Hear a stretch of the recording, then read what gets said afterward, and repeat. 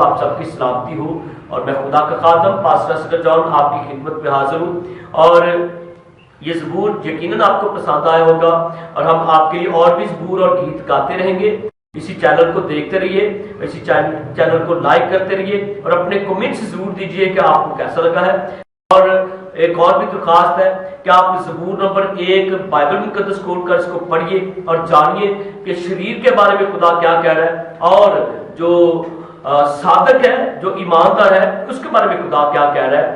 اور مہربانی سے شریر کی باتوں پر عمل نہ کیجیے، شریروں کی صلاح پر نہ چلیں، بلکہ خدا کی صلاح پر چلیں۔ گاڈ بلیس یو، آمین۔